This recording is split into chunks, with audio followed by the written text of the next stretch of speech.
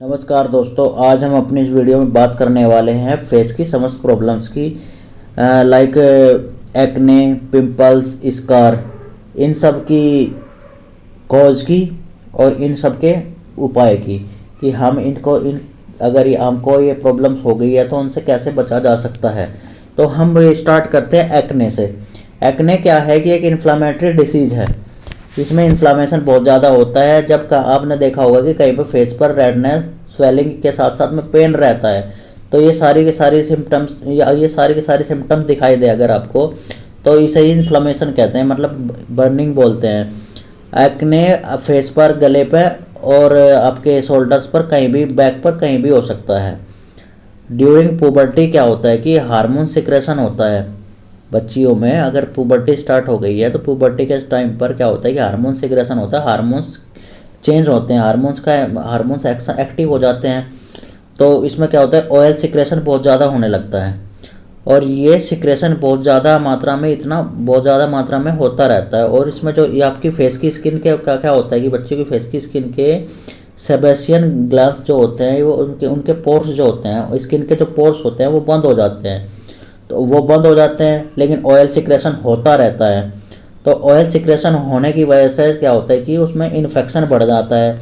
Infection बढ़ने की वजह से वो फिर क्या होता है कि पोर बंद, इन्फेक्शन बढ़ गया, तो उसकी वजह से क्या होता है कि जो पोर्स जो होते हैं वो फट जाते हैं। तो उसके फटने की वजह से क्या होता है कि वो पूरी स्किन पर फैलता रहता है, और ये क्या, इसी को हम पिंपल्स बोल देते हैं। ये मोस्टली क्या होता है कि 11 साल से 33 साल के लोगों में मोस्टली पाया जाता है। अगर नॉर्मल से एक दो निकल रहे हैं तो उसमें तो कोई प्रॉब्लम नहीं होती। अगर ये ही सेवियर हो जाता है, अब जो ज़्यादा बढ़ रहा है, तो इसके हमें ट्रीटमेंट की ज़रूरत पड़ती है। अब रिस्क फैक्टर देख लेते हैं कि यहाँ पे किन लोगों को ज़्यादा होता है। ये अमूमन जेनेटिक भी देखने को मिलता है कि हाँ भाई, पापा से बेटों को देखने को मिला, बेटों से फिर आगे छोटे भाई को, मतलब जेनेटिक होता है, छोटे भाई को, बहनों को, सबको देखने को मिलता है। फिर दूसरा रीज़न हो सकता है स्ट्रेस की। कोई बंदा ज़्यादा स्ट्रेस ले रहा है तो स्ट्रेस की वजह से भी फेस पर पिंपल्स हो जाते हैं। या फिर कोई हॉट क्लाइमेट में रहता है कि गर्म जगह में रह रहा है, कि हाँ भाई वहाँ पर बहुत ज़्यादा गर्मी होती है, गर्मी की वजह से उसको पिंपल्स हो सकते हैं फेस पर। या कुछ बच्चियों में मेंस्ट्रुअल साइकिल गड़बड़ है, इरेगुलर है, तो ये भी कारण हो सकता है। या किसी की स्किन ऑयली है, ऑयल सिक्रेशन बहुत ज़्यादा होता है, तो वहाँ भी पिंपल्स होने के बहुत ज़्यादा चांसेस बने रहते हैं। कुछ बच्चियाँ या फीमेल्स क्या करती हैं कि मेकअप किट का बहुत ज़्यादा यूज करती हैं। उसमें डिफरेंट डिफरेंट केमिकल्स होते हैं जो स्किन के लिए हार्मफुल होते हैं, तो इनकी वजह से भी स्किन पर पिंपल्स हो सकते हैं। या फिर क्या होता है कि कुछ लोग क्या करते हैं, पिंपल्स से छेड़छाड़ करते रहते हैं कि एक तो पिंपल्स हुआ और पिंपल उसमें रेडिश दिख रहा है कि पस टाइप उसके अंदर लग रहा है, उसे छेड़ते रहते हैं, कुरेदते रहते हैं। जब वो फूटता है, फूटने के बाद उसका पानी पूरे फेस पर फैल जाता है, और पूरे फेस पर एक की जगह फिर 8-8 10-10 निकल आते हैं। अब एक्ने के हम देख लेते हैं कि एक्ने किस किस टाइप के होते हैं। वाइट हेड क्या होते हैं कि जब फॉलिकल्स आपके बंद रहते हैं, मतलब स्किन आपकी बंद है, अंदर से कहीं को आप कुछ फूटन दिखा देखे, लेकिन इसके अंदर, स्किन के अंदर आपको देखा होगा कि वाइट वाइट वाइट वाइट दाने होते हैं। मोस्टली ये आँख के नीचे दिखाई देते हैं, तो इसी को हम वाइट हेड बोलते हैं।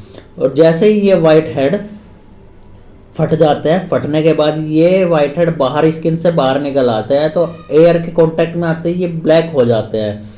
देखा होगा आपने, ब्लैक ब्लैक दाने देखे होंगे कि स्किन, आपके फेस की स्किन पर ब्लैक ब्लैक दाने निकले होते हैं, उन्हीं को ब्लैक हेड बोलते हैं। अब ब्लैक हेड बाद में चलकर क्या होता है कि इन ब्लैक हेड में धीरे धीरे स्वेलिंग आने शुरू हो जाती है, पस टाइप बनना शुरू हो जाता है, और आगे के आप इसमें आगे की साइड में वाइट वाइट वाइट वाइट मवाद टाइप दिखाई देने लगती है। उसी को हम पिंपल्स बोलते हैं। अब ये पिंपल्स क्या होता है, कुछ टाइम बाद ही ये और पक जाते हैं। पकने के बाद मतलब इनमें सिस्ट बन जाती है, इनको आप खोदते हैं, देखते हैं कि मवाद निकलती है। मवाद निकलने के बाद इसमें जो पानी से निकलता है उससे ही पूरे फेस पर फैल जाते हैं। इसी को हम डीप सिस्ट बोलते हैं। अब अगर टाइम पर इनका ट्रीटमेंट ले लिया जाए तो फेस अच्छा रहता है, नहीं तो फेस पर ये निशान छोड़ जाते हैं और आपकी फेस की स्किन भद्दी दिखने लग जाती है। तो इसके लिए हम आपका अब ट्रीटमेंट की बात कर लेते हैं।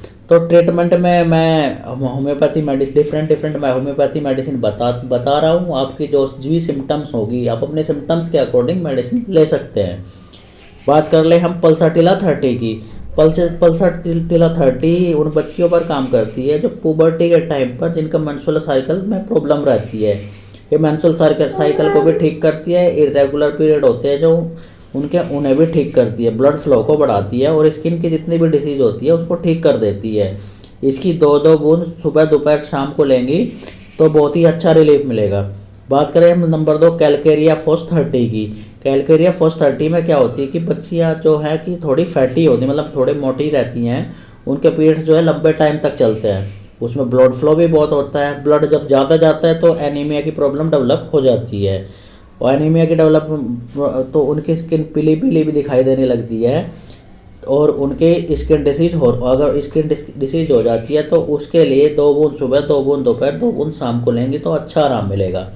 नंबर 3 बात कर ले हम ग्रेफाइटिस 30 की। ग्रेफाइटिस 30 में क्या होता है कि जिन फीमेल्स को पीरियड से पहले या पीरियड के बाद में पिंपल्स निकलते हैं, स्किन बहुत ज़्यादा ड्राई हो जाती है या जैसे फटी फटी स्किन दिखने लगती है, तो उन पर ये बहुत ही अच्छा काम करती है।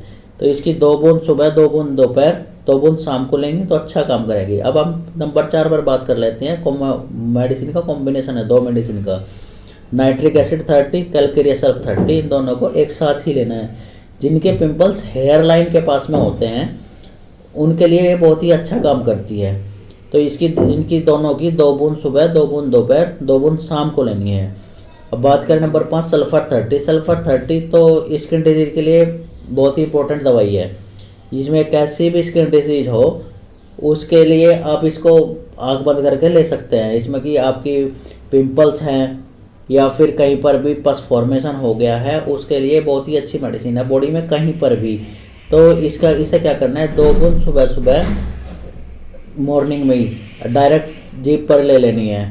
नंबर 6 एंटियम कार्डम 30। इसमें क्या होता है कि बच्चे थोड़े कुछ भी खाते हैं, हल्का फुल्का खाते हैं, उनमें फैट बढ़ना शुरू हो जाता है, मतलब मोटापा बढ़ना स्टार्ट हो जाता है। वे क्या करते हैं कि हैवी फास्ट फूड खाते हैं। तो हैवी फास्ट फूड खाने की वजह से क्या उनको गैस बनती है। गैस जब ऊपर को चढ़ती है तो उसमें उनके फेस पर क्या होता है कि पिंपल्स निकलने शुरू हो जाते हैं रेड कलर के, उनमें बर्निंग भी होती है। इनकी क्या होता है कि जब ये उल्टा सीधा खाते हैं तो उल्टा सीधा खाने की वजह से इनकी जीभ देखी होगी तो उस पर वाइट कलर की परत जमी होती है। तो ये क्या कर सकते हैं कि एंटियम कार्डम 30 की 2 बूंद सुबह 2 बूंद दोपहर 2 बूंद शाम को ले सकते हैं।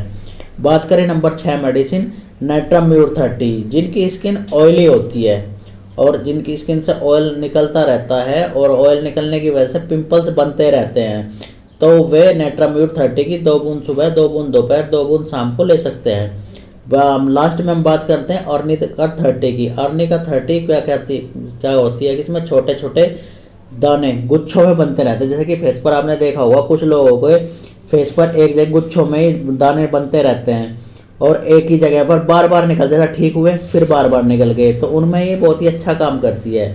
अब अर्निका 30 की 2 बूंद सुबह 2 बूंद दोपहर 2 बूंद शाम को यूज कर सकते हैं तो आपको अच्छा रिलीफ मिलेगा।